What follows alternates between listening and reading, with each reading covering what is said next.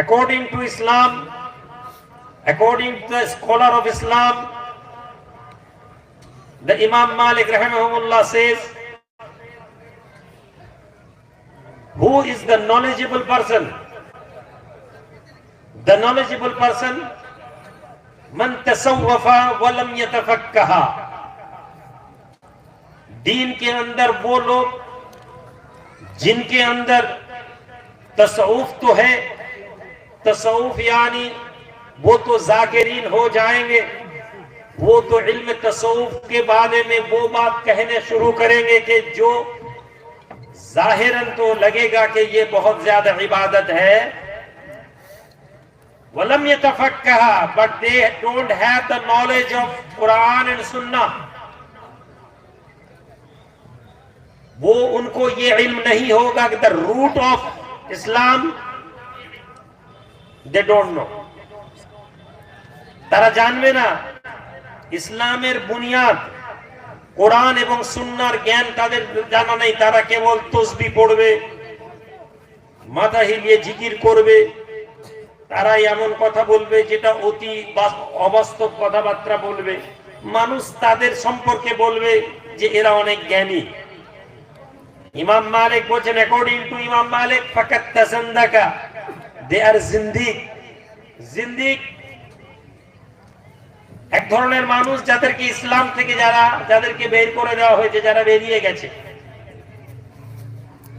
এরপরে ইমাম মালিক বলছেন, ওয়ামান ইয়াতাফাক্কাহা, আর তোমাদের মাঝে আমাদের মাঝে একদল লোক থাকবে যারা কোরআনের প্রচুর জ্ঞান রাখবে।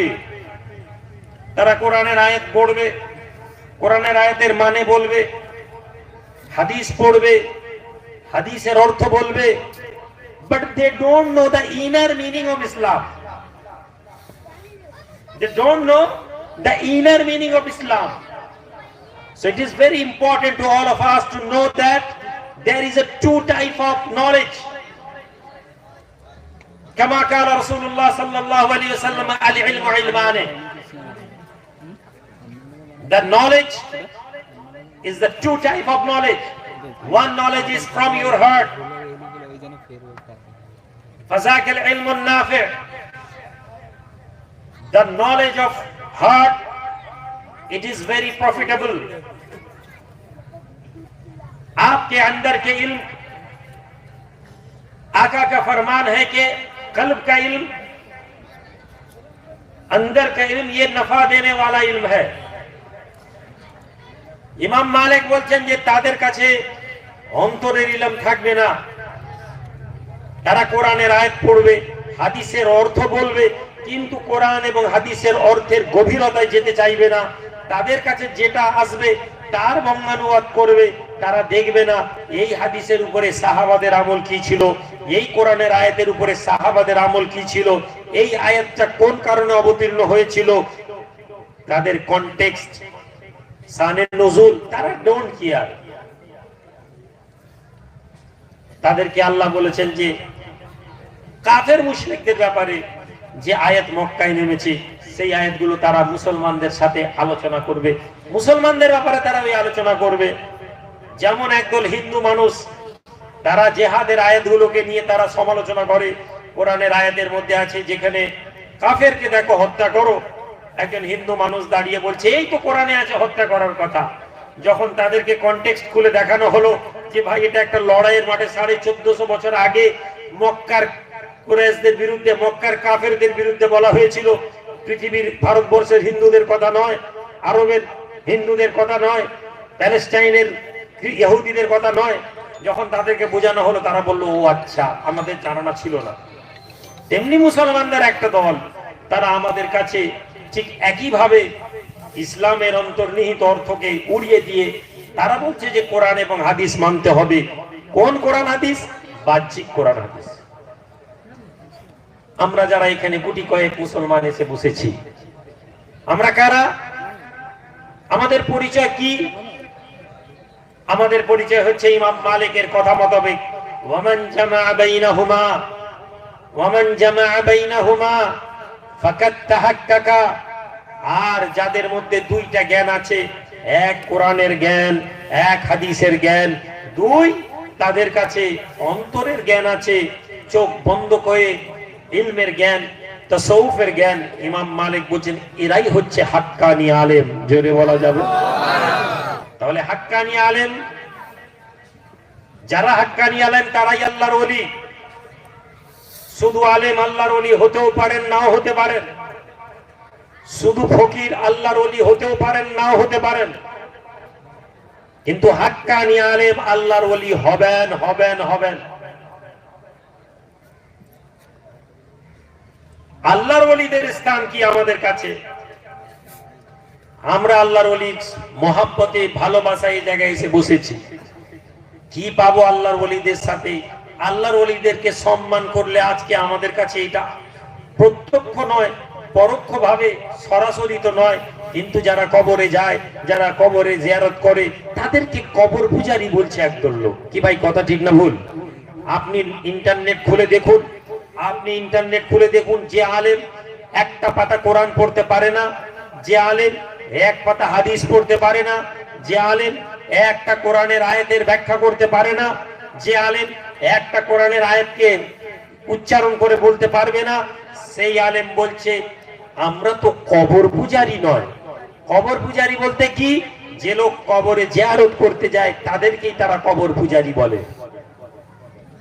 আমরা এই আল্লাহর ওলির মাজারে এসেছি, আল্লাহওয়ালাদের মাজারে এসেছি। আমরা আল্লাহওয়ালাদেরকে সম্মান করার পূর্বে আসেন আল্লাহ পাক আল্লাহওয়ালাদের সম্পর্কে কি বলেছেন। রাহমাতুল লিল আলামিন,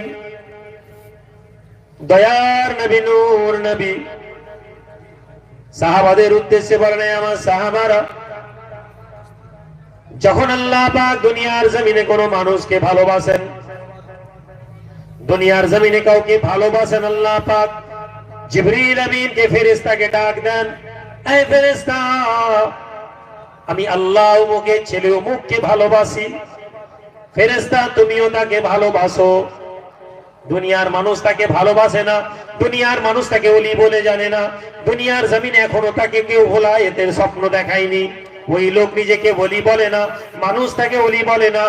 আল্লাহর আসমানে আরশের মাঝে আমার আল্লাহ ওই ব্যক্তিকে নিজের পছন্দের মানুষ বলে ঘোষণা করে দেন। জোরে বলা যাবে? খাজা বাবা দুনিয়াতে খাজা বাবা হওয়ার আগে আল্লাহর দরবারে তিনি খাজা বাবা হয়ে গেছেন। কেন? নবী বলছেন যে আল্লাহ উমুকের ছেলে উমুককে ভালোবাসেন। ফেরেশতাকে আল্লাহ হুকুম দেন, এই ফেরেশতা আসমানে ঘোষণা করে দাও, আনা উহিব্বু ফুলান ইবনে ফুলান, আমি উমুকের ছেলে উমুককে ভালোবাসি। ফেরেশতা, আসমানের সমস্ত ফেরেশতা যেন ওই লোকটাকে ভালোবাসে। জোরে বলা যাবে না? আর একটু জোরে বলবেন না? আল্লাহ ওয়ালাদের মাজারে বসেছি। আমাদের এই আশাটা কতটা কোরআন সুন্নাহ মোতাবেক, আমাদের এই বসাটা কতটা আল্লাহকে রাজি করার জন্য। আমরা এখানে এসে বসেছি কার জন্য, কিসের জন্য আসবো? হে রব, তোমার নামাজ পড়তে পয়সা লাগে না। হে রব, তোমার লা ইলাহা ইল্লাল্লাহ বলতে পয়সা লাগে না। হে রব, তোমার রোজা রেখে ইফতারি করি নিজের পেটে। হে রব, রোজা রাখি তোমার জন্য, পয়সা লাগে না। হে রব, যদি হজ করি নিজের পয়সা নিজে হজে যাই, কিন্তু হে রব এমন জায়গায় এসে হাজির হই, এমন কিছু লোকের সামনে দাঁড়াই যাদের কাছে হাজির হওয়ার জন্য পয়সা লাগে, যাদের মজলিসে আসার জন্য পয়সা লাগে, যাদের উপস্থিতি পয়সা লাগে। এত বোকা মানুষ এখানে সব বসে আছে যে পয়সা খরচা করে একজন মানুষের কাছে বসেছে না, আল্লাহকে রাজি করার জন্য আমরা এখানে এসেছি, সেই বিষয়টা আগে বুঝে নি। তাই একজন ছেলেকে বলুন তো, ভাই 5,000 টাকা দে তো, বার করবে না। আল্লাহ ওয়ালাদের মজলিসে এসে বসেছি, আবার জলসা হবে, 10,000 টাকা দাও তো, ওই ছেলে হাত বার করে দিবে। ওই লোক যে তার ছেলেকে 500 টাকা দিয়ে পান খাওয়ার জন্য, তার বাপের কাছে কাপড় কেনার জন্য পায়ের জুতা ছিঁড়ে যায়, ওই লোক ছেলেকে 500 টাকার কাপড় কিনে দিতে চায় না। ওই লোক বসে বসে 5,000 টাকা দিয়ে দিচ্ছে আল্লাহ ওয়ালাদের জন্য। পাগল নাকি তারা? তুমি তো কোনোদিন খরচাই করনি, তুমি তো জলসায় টাকা নিতে এসেছো, টাকা নিয়ে বলেছো কবর পূজা করা যাবে না, কবরে যাওয়া যাবে না। আল্লাহ ওয়ালাদের সম্পর্ক কি? তুমি নবীর পড়াই শুনোনি, নবীর কথাই শুনোনি, নবীজি বলছেন যখন আল্লাহ কাউকে ভালোবাসেন, আল্লাহ আসমানে তাকে ভালোবাসেন, আসমান বাসীরা তাকে ভালোবাসেন। ফেরেশতা জমিনে চলে যাও, জমিনে ঘোষণা করে দাও আমি আল্লাহ তাকে ভালোবাসি, ফেরেশতারা তাকে ভালোবাসে, জমিনের মানুষেরাও যেন তাকে ভালোবাসে। কে ভালোবাসে না?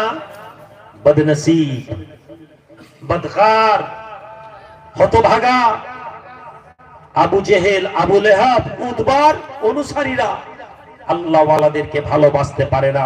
কেন? না, আল উলামা ওয়ারাসাতুল আম্বিয়া, আল্লাহর ওলিরা আল্লাহর নবীর ওয়ারিস। জোরে বলুন। যেমন নবীকে উতবা, সাইবা, আবু জেহেল, আবু লাহাব মানতে পারেনি, তেমনি আল্লাহর ওলিদেরকে তাদেরই অনুসারীরা মানতে পারবে না। কথা ঠিক না ভুল? তাহলে আমরা কিভাবে মানবো? আমরা নবী যেমন করে আমাদেরকে শিখিয়ে দিয়ে গেছেন সেভাবে মানব। কি হবে আল্লাহ ওয়ালাদেরকে মেনে? কি পাবো? আল্লাহর নবী, দয়ার নবী, নূর নবীকে আমরা দলিল বানাই। নবীজি দুনিয়া থেকে বিদায় নেবেন, ওমরকে ডেকেছেন, আলীকে ডেকেছেন, হে আলী, হে ওমর, আমি দুনিয়া থেকে বিদায় নেওয়ার পরে তোমরা চলে যাবে করণ, ইয়ামানের করণ বলে একটা জায়গা আছে, ওখানে যাবে। করণ গোত্র আছে ওখানে। ওই করণ গোত্রের মধ্যে একটা ওয়েস বলে একটি লোক আছে। কে বলছে? জোরে বলুন। নবী পাক বলছেন। কাকে বলছেন? আমার পরে যদি কেউ নবী হতো, সেটা লাউকানা বা'দা নবিয়্যান, যদি আমার পরে কেউ নবী হতো, ওমর হতো। নবীর পরে যোগ্যতা সম্পন্ন লোকেদের মধ্যে যে মানুষ, সেই ওমরকে নবীজি বলছেন চলে যাবে। কাকে বলছেন? আলী। কে আলী? আনা ইলমুল মদিনা ওয়া আলী বাবুহা, আমি নবী হচ্ছি জ্ঞানের মদিনা শহর, এবং ওই শহরে প্রবেশ করতে গেলে আলী নামক দরজার ভেতর থেকে প্রবেশ করতে হবে। জোরে বলুন। সেই আলীকে, সেই ওমরকে, আবু বকর ছিলেন নরম মেজাজের লোক, উসমান ছিলেন নরম মেজাজের লজ্জাশীল লোক।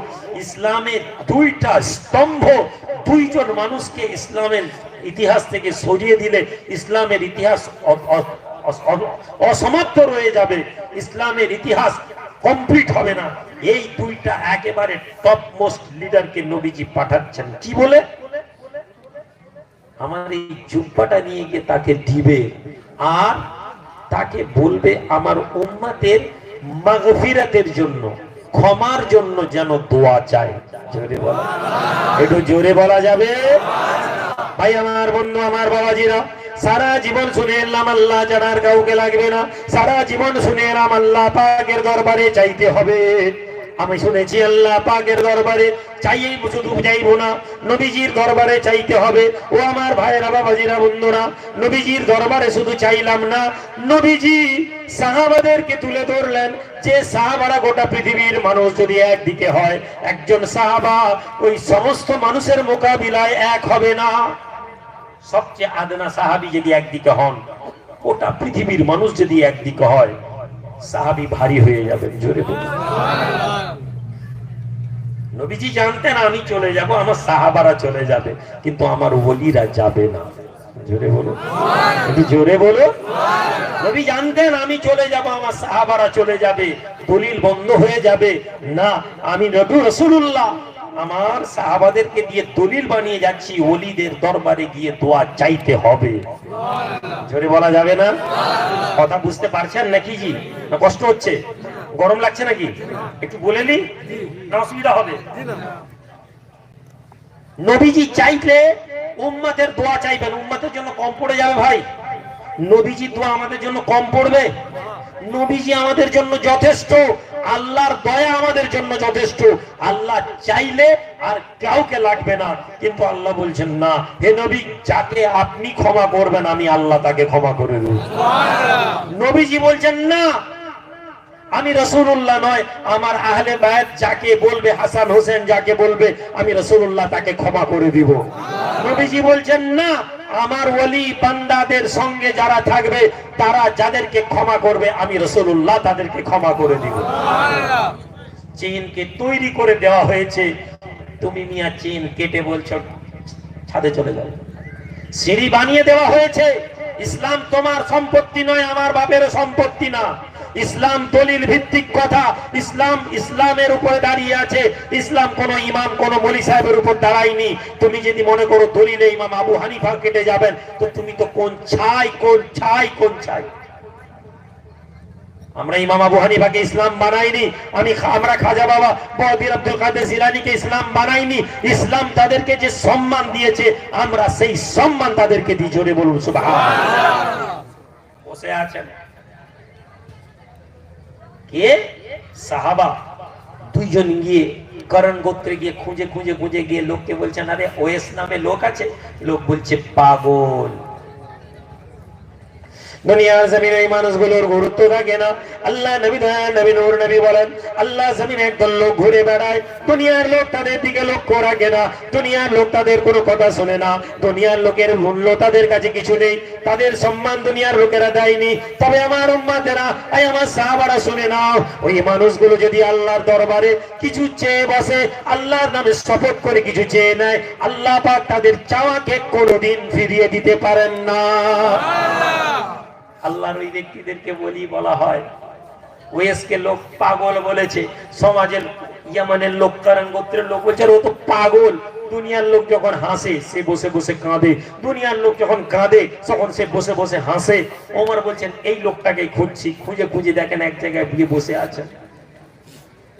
সাহাবায়ে রাসূল কারণ গোত্রের ওয়েস, দুনিয়ার নজরে যাকে পাগল বলা হয়, পৌঁছে গেছেন। আদবের সাথে ওমর, আদবের সাথে আলী দাঁড়িয়ে আছেন। ওমর বলছেন আল্লাহর নবী আপনাকে সালাম বলে পাঠিয়েছে।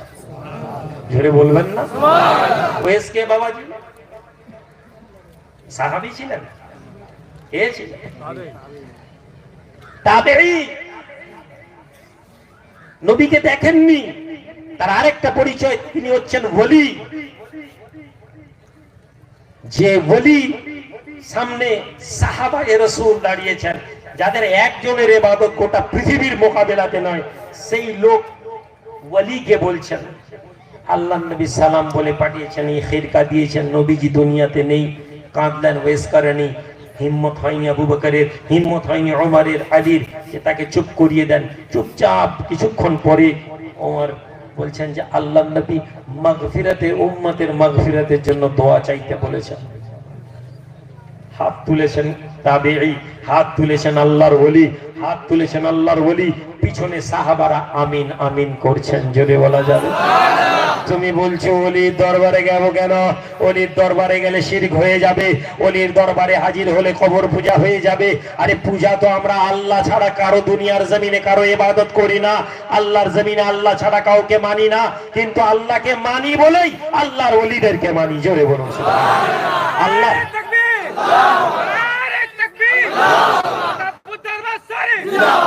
সম্মানিত ভাইরা, আখেরি জামানা ইন্টারনেট দেখে, ফেসবুক দেখে, ইউটিউব দেখে ঈমান নষ্ট করে দেবেন না।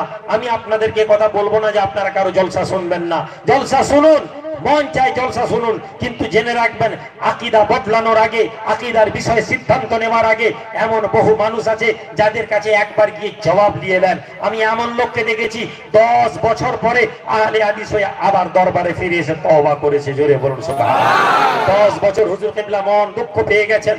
বাংলাদেশের মানুষ হুজুর কিবলার মন, আহা এত মহব্বতের লোক ছিল, এত মহব্বতের লোক ছিল, তোমার নানার জামানার লোক ছিল, খুব মহব্বতের লোক। এমন হলো হুজুরদের নাম শুনলে গালাগালি করার মতন পরিস্থিতি, হুজুরদের নাম শুনলে উল্টা পাল্টা বলা শুরু করে দিল। ফিতনাটা বাংলাদেশ থেকে শুরু হয়েছে। এই ফিতনা বাংলার জমিনে পরে এসেছে, বাংলাদেশের জমিনে, কারণ তারা আবেগপ্রবণ লোক। কোরআন হাদিস, কোরআন হাদিস, কোরআন হাদিস বলতে বলতে বলতে বলতে তারা মূল বিষয় না জেনেই পড়লো। আর আমরা পীরপন্থী লোকেরা পয়সার বিনিময়ে শুধু জলসা করতে গিয়ে আমরা আমাদের প্রচার প্রসারকে গুরুত্ব দিতে ভুলে গেলাম। আমাদের মুরিদেরা ওয়াজ শুনতে এসে গেল, আমাদের মুরিদরা নাচ শুনতে বসে গেল, আমাদের মুরিদরা নাচ শুনলে ঝুমে উঠে, আমাদের মুরিদরা নাচ শুনলে নারে তাকবীর বলে, আমাদের মুরিদরা শিক্ষা শিখতে বসে। আচ্ছা বলুন তো, আমি এতক্ষণ যে 15 মিনিট যে কথাগুলো বললাম, এই কথাগুলো আমাদের ঈমান বৃদ্ধি করেনি? আপনাদের মনে হয়নি যে আমাদের এই বসাটা কোরআন সুন্নাহর বাইরে? ওয়াজ শোনা নয়, মজলিসে বসুন শিখতে, শিখার জন্য এই মজলিস করা হয়েছে। ফিরে আসি মূল কথায়। ফিরে আসে মূল কথায়। নবী শিখিয়ে দিলেন ওলিদের দরবারে হাজির হতে। ওলি দুনিয়ার জমিনে ওলিকে তো আমরা সম্মান করব, নবীজি বলছেন ওলিকে, ওলি হচ্ছেন ওই ব্যক্তি, আনা আউলিয়া আল্লাহ ইয়া রাসূলুল্লাহ ইযা রুউ ফাযাকারাল্লাহ। নবী গো, ওলি কাকে বলবো, কোন লোককে ওলি বলবো? ওলি বলার কোন লক্ষণ আছে? ওলি মানুষ মানে কি হাওয়ায় ভেসে যাবে? ওলি মানুষ মানে কি পানিতে হেঁটে যাবে? ওলি মানুষ মানে কি হঠাৎ এখানে বসে গায়েব হয়ে যাবে?